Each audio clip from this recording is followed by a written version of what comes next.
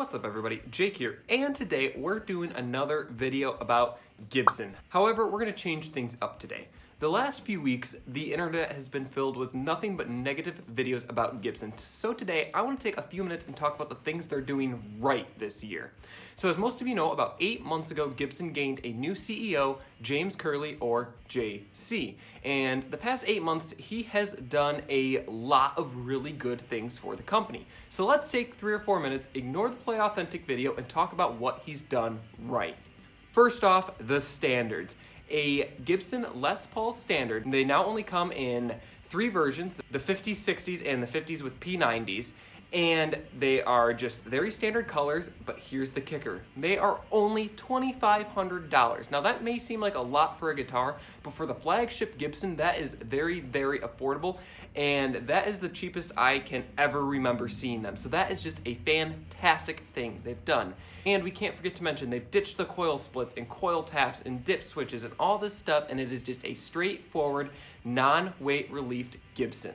Number 2, the years are gone. You are no longer buying a 2019 standard or a 2018 standard. You are just buying a standard or a tribute or this or that. They are still serialized by year, and they've gone back to the old way of serializing with the 1st and 5th digit.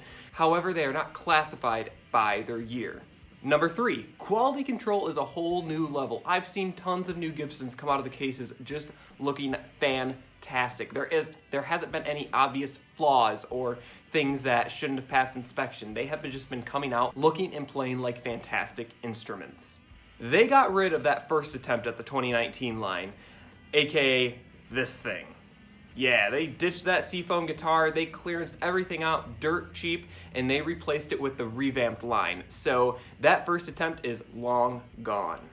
Now they of course have the classic series guitars without any of the coil splits or coil taps or anything, but they do have a separate series called the Modern line, and within that line you can still find stuff from the older lines that has the dip switches and coil splits and coil tapping and these quirky finishes. So those are still an option, however they're not your only option. Next up, and something I think people are most excited for, the Generation or G Series Acoustics. So these guitars were just recently released, however they're called the G45, and basically what they are is a stripped down J45, aka Gibson's flagship acoustic model. So now you can get that guitar starting at $999 for the studio, and it's from what I understand, a full solid wood guitar for $999. They have never released an acoustic guitar that cheap. Next up, you can get a straightforward Gibson starting with the special tributes at only $899. That's right, you can get a full-blown, made in the USA Gibson for $899. Now they've done cheaper guitars before, but not to the quality of these guitars. They make them in 2 different versions, one with a single P90 and dual P90s. However, fun fact, the single P90 one is actually routed for both, so if you ever wanted to upgrade down the line, you can. But $899 for these guitars is an incredible value. And did I mention at that price they still come in a nice case?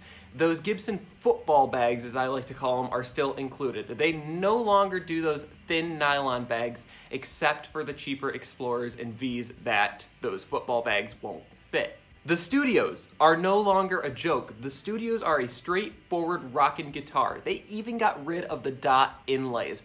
That's right, the dot inlays are gone. They're standard finishes. They look phenomenal, and the craftsmanship is there too. They are no longer a joke.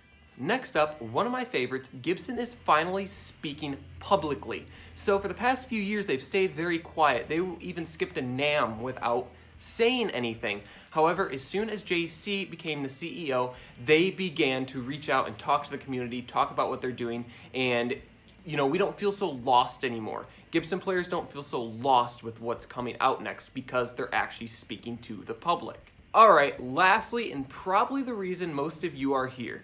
About a week ago, I had the pleasure from hearing from a Gibson rep that they are officially prototyping amps.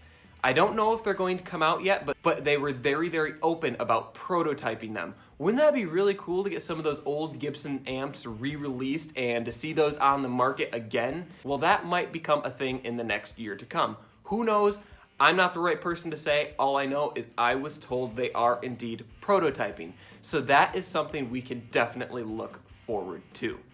So guys, that's just a few things that Gibson is doing great this year. Like I said, I feel like the past few weeks it's been nothing but negativity and negativity about them, and I've done my fair share of that, but I think we all should respect what they've done and the turnaround they've done as a company.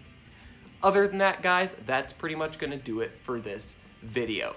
Don't forget to hit that subscribe button, throw a thumbs up on this video, and any comments, throw them down below. See you guys later.